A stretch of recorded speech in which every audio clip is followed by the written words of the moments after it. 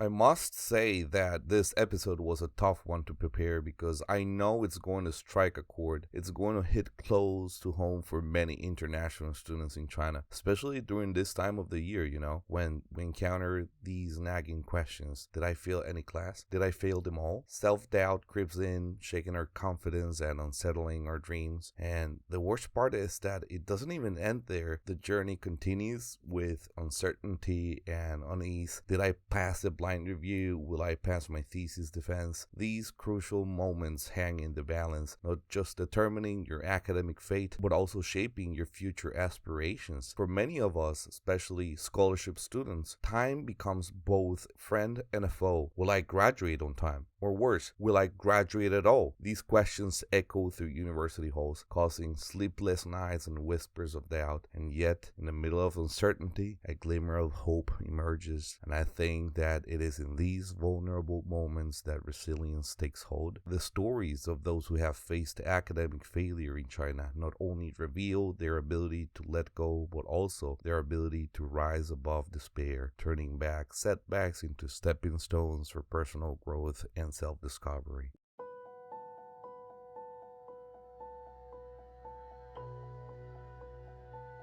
Welcome to China University. This is Chimsy, your student advisor. In this podcast, I will not only talk about the many professional, academic, and personal growth opportunities this country has to offer, but also I'll mention some of the major obstacles foreign students encounter while living in China. I'll share my experience, thoughts, and opinions along with some realistic advice and genuine encouragement. Don't forget to like, comment, and share this episode to help this podcast become more relevant and reach more people. You can listen to full episodes on Spotify, Apple, or Google Podcasts, Facebook, and YouTube, where you can find me as China University Podcast or on Twitter as China Uni Podcast.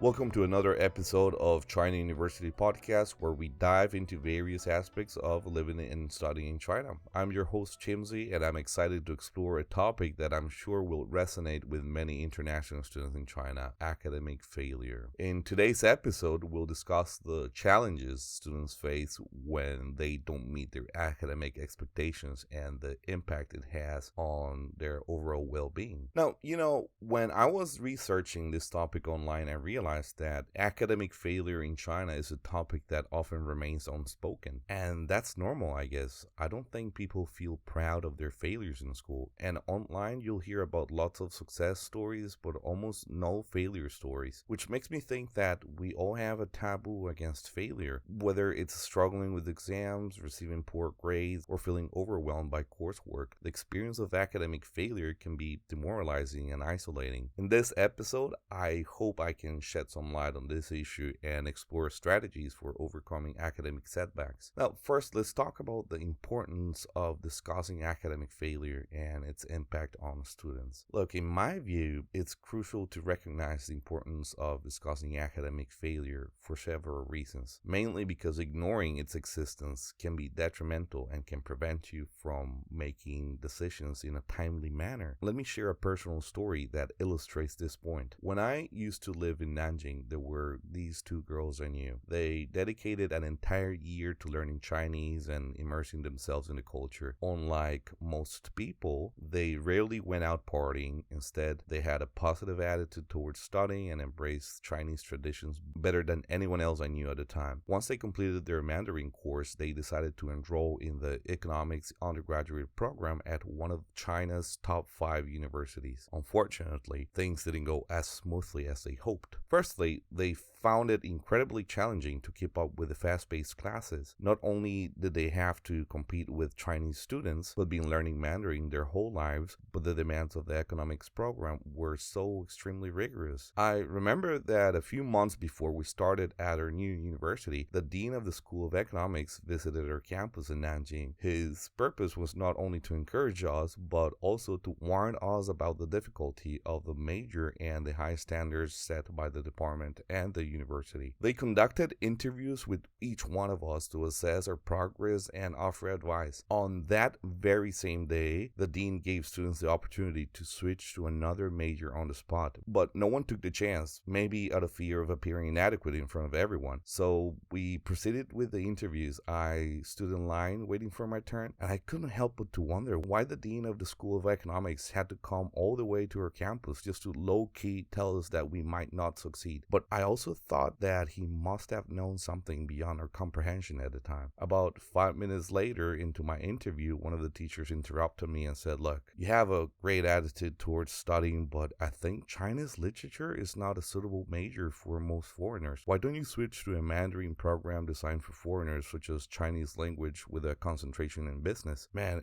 it was a blow to my ego, yeah. But I wasn't going to let my pride jeopardize my academic prospects. In hindsight, I am grateful that I took their advice because I ended up struggling to get B's on keeping up with the pace of the classes. I can only imagine how poorly I would have performed in a Chinese literature major competing against native Chinese students. As for those who didn't switch majors, well, a year or two later, many of them were put on academic probation, had their scholarships canceled, or some were fortunate enough to be transferred to lower tier universities. But others were not so lucky and ended up being expelled. We were around 200 undergrad students, but I only know about 20 who successfully graduated. And regarding the two girls, one of them dropped out and enrolled in a lower tier university, while the others switched to what many consider an easier major, Chinese language, which is not that easy to be honest, but anyway, they both ended up graduating eventually. This story highlights the challenges that can arise despite putting in hard work. Look, sometimes hard work doesn't yield the desired result, and there are moments when we come to the realization that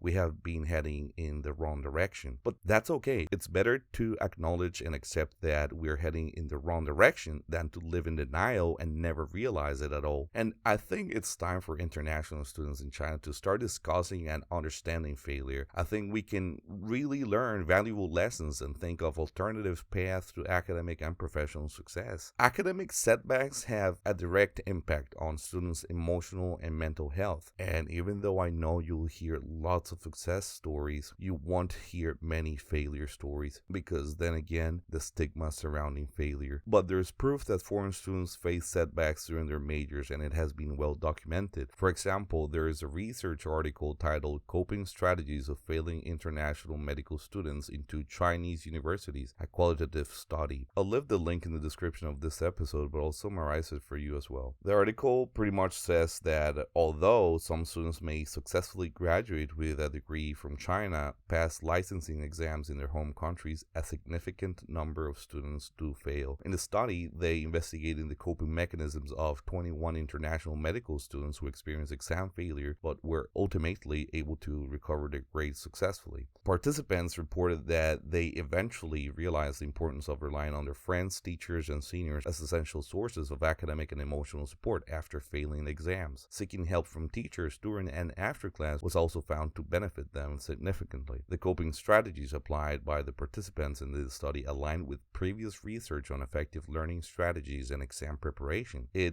emphasizes the significance of social support, intrinsic learning motivation, utilization of campus resources, efficient time management, and adequate language skills. Also, in the study, it was shown that many medical students in China failed to seek support from their institutions or peers whenever they encounter failure. But some participants mentioned that a few teachers made considerable efforts to assist them, and the students' own cultures may have positively influenced voluntary help-seeking behaviors and elicited positive responses from peers, teachers, and seniors. I didn't understand the meaning behind their statement regarding how a student's culture positively affect their willingness to seek help voluntarily. I guess the opposite of that is if you belong to a culture where failure is deemed unacceptable and any form of underachievement must be concealed, you're probably less likely to seek assistance from teachers, tutors, or friends, or at least not in a proactive manner. Alright, I think we really got to understand how exactly is that international students fail in China. Apart from the fact that academic failure pretty much refers to the inability of a student to meet the expected standards or achieve satisfactory academic performance in their educational pursuits. And we could all agree that it is characterized by consistently poor grades, incomplete coursework, and a lack of progress in acquiring the required knowledge and skills. And based on my experience, there are common causes of academic failure among international students, including number 1, lack of motivation, number 2, ineffective study habits, number 3, external distractions, number 4, learning disabilities, and number 5, lack of support. What are we talking about here? Look, lack of motivation, this is especially true when students struggle to understand the class content due to language barriers, complex subject matters, or both. As a result, they lose interest in the subject, leading to a lack of motivation and disengagement. This, in turn, results in reduced effort and ultimately academic failure. Number 2, ineffective study habits. We're talking about poor time management, inadequate study skills, and ineffective learning strategies. They all can hinder a student's ability to grasp and retain material. This will lead to academic struggles for sure. I remember a classmate who struggled with Chinese for years. She would spend hours mindlessly writing Chinese characters after class,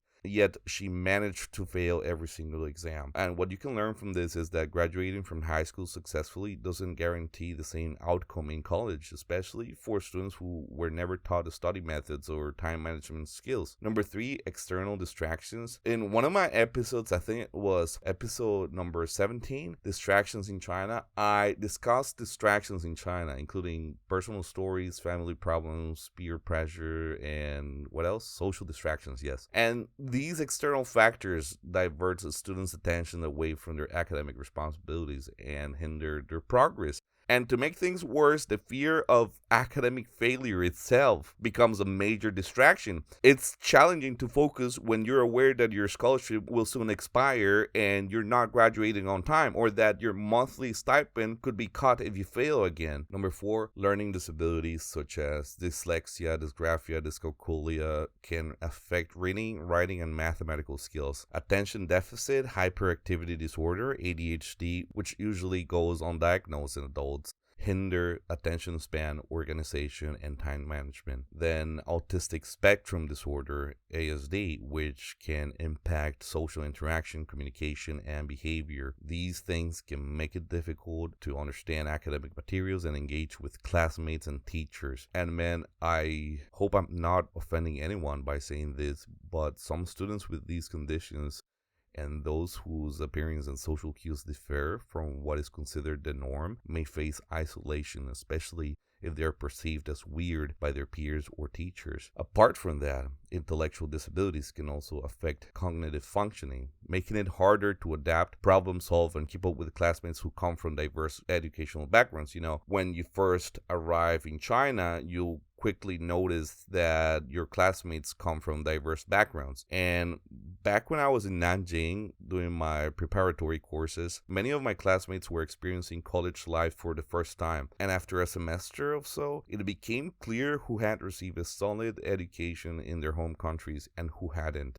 Some of our classmates who probably came from financially challenged families or impoverished nations faced considerable difficulties in keeping up with the class pace, but some of them were also the most hardworking students in the class. But on the other hand, the PowerPoint slides and books included English translations, and there were students who didn't speak English at all. Even though most of our Mandarin teachers were experienced and skilled educators, learning a language from scratch as an adult can be incredibly confusing if you don't have an intermediary language to rely on, especially when you're just a beginner with little to no foundations. Now, lastly, I want to mention mental health like anxiety disorders, depression, and post-traumatic stress disorder, PTSD, because they can significantly impact a student's emotional well-being, concentration, motivation, and your overall ability to effectively engage in academic tasks. Number 5, lack of support. We're talking about insufficient guidance, limited resources, or lack of educational support system that can leave students feeling unsupported. Look, man, I said it before, not all Chinese universities are are created equal. Not all universities and departments provide the same level of support. While my school assigned me a tutor and language partners, this is not the case for every single university as far as I know. Apart from that, the lack of unity among classmates can contribute to isolation. For example, during the same preparatory year in Nanjing, my classmates were really united. They were encouraged to study together after class or even go to the classroom and study on the weekends. But when it was time for me to move to my next university, the experience was very different. People formed cliques and there was less interaction and support. Everybody would mind their own business, and I get it.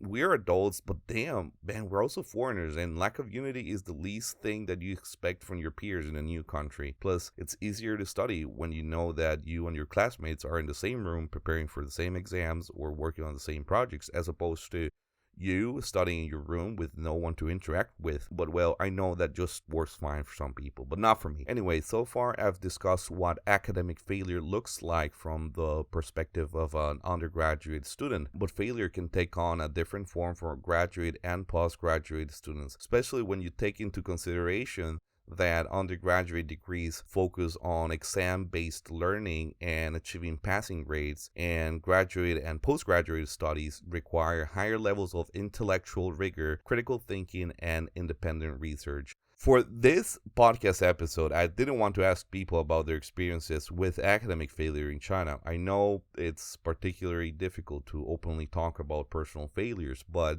I've witnessed the various ways in which foreigners can encounter failure during their studies, and I'll summarize some of the things that I've heard. Number one, my supervisor pretended to read my thesis for a long time, only to admit that she hadn't actually read anything beyond the chapter titles in the index. As a result, I had to delay my graduation because she wasn't satisfied with what I had written. Man, I don't know if this is a common theme in academia in China or worldwide, but what's up with supervisors not reading your papers? Seriously, my supervisor barely glanced at my thesis too. He just skimmed through the pages in front of me without paying much attention and provided vague feedback on formatting. It seemed like he hadn't even looked at the paper at all. Number two, the dean of my department delayed the graduation of 30% of my cohort by another year because he believed we hadn't spent enough hours in the lab, even though we had completed the required number of hours. I suspect he was trying to retain some students in the department, since allowing everyone to graduate would have meant a shortage of students to teach. We were the only batch who stayed in China as borders were closed for 3 years and no new students arrived. I was ready to start working at a company a few months later, but now it seems like I failed to graduate. Plus, I'm not a scholarship student, and staying in China for an extra year was not within my budget. Yeah, that's probably the craziest and most unfair thing I've ever heard. Some professors and teachers seem to forget or be completely unaware of the consequences of having your graduation delayed. We're talking about requesting student loans, scholarship, and visa extensions, and postponing further academic and professional plans. Number three, my classmate received a 30% similarity score during a plagiarism check. Apparently, he had taken a thesis from his own country, written in his native language, and translated it into English. He was expelled shortly after. Oh god, I have nothing to say about that. Number four, my thesis supervisor during my undergraduate studies convinced me to pursue a graduate degree in our department. But unlike my undergraduate program, all my classmates in the graduate program are native Chinese, and I feel completely lost. My new supervisor tries to encourage me, but he honestly told me that my academic writing skills are inadequate, with grammatical errors and an immature writing style that would distract readers and reviewers in the future. He suggested I take a gap year to improve my writing skills. I'm only 21. What the hell was I thinking? I regret listening to my undergraduate supervisor's advice. Man, I don't understand why tutors and supervisors would encourage academically immature students to pursue a master's degree that is more intellectually demanding than an undergraduate degree, especially when the student clearly lacks the appropriate level of writing proficiency and research skills for their academic level. You might argue that people can learn along the way, but do you really have the time? It takes a semester or two for you and your supervisor to understand your capabilities and limitations, and honing your writing skills can take years. Most master's degrees last, 2 or 3 years? Do you see what I mean? Alright, number 5. My major is Chinese language, but the program includes 4 English classes as graduation requirements. I've always struggled with English and never expected to have to study it as part of a Chinese major. After 4 semesters in my program, I failed all my English classes. My advisor suggested that I take a gap year to improve my English skills. Needless to say, my parents are furious. God damn, man. There's so many things that can go wrong. You can never predict the one thing that will hinder your studies, but what makes the difference at the end is whether you seek help and support or not.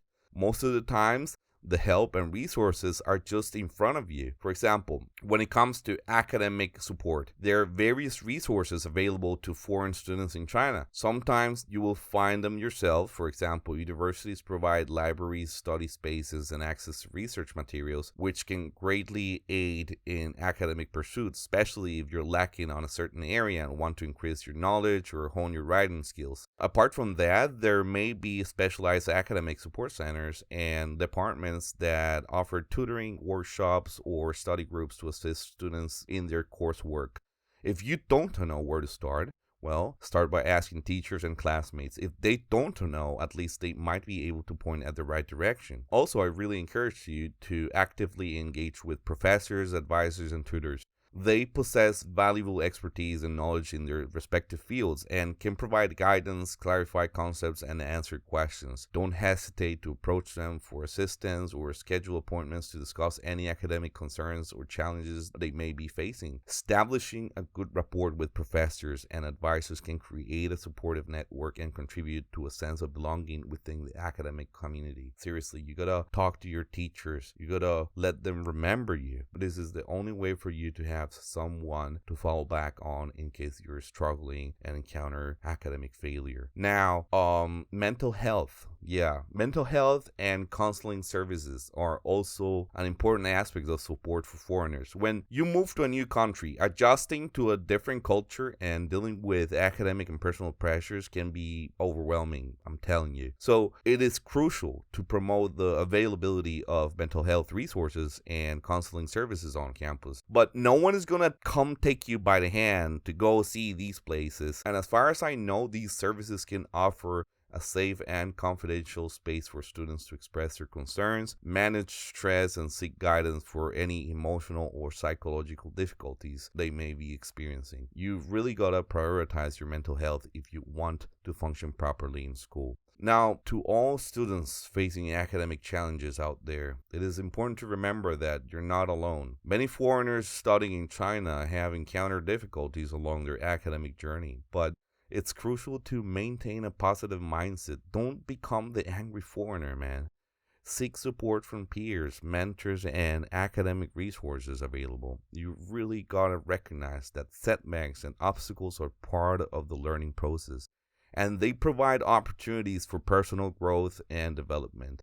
Remind yourself that academic failure is not the end, but possibly the beginning of a new journey. I always like to finish my episodes with a famous quote, and today's quote is by a guy whose first 2 companies went bankrupt, and it says, "Failure is simply the opportunity to begin again, this time more intelligently." Let me repeat that. Failure is simply the opportunity to begin again, this time more intelligently. That's what a guy like Henry Ford, founder of Ford Motor Company, had to say about failure. Thank you for joining me in this insightful episode. I hope that the discussions and experiences shared here have provided valuable insights and advice to help you on your journey to feeling at home in China. Best of luck in your endeavors. Stay tuned for our next episode where we'll be diving into the fascinating and complex world of relationships in China. We'll explore dynamics of friendships, romantic partners, dating, and professional connections in this unique cultural context. Whether you're interested in understanding Chinese social dynamics or seeking advice on building meaningful relationships, this episode will provide valuable insights, so don't miss it. Once again, thank you for joining me on this journey. But before I let you go, don't forget to like, comment, and share this episode to help this podcast become more relevant and reach more people. You can find me on Spotify, Apple Podcast, Instagram, Facebook, and YouTube as China University Podcast, and on Twitter as China Uni Podcast. Thank you for listening. This was Chimsy, your student advisor. See you next time.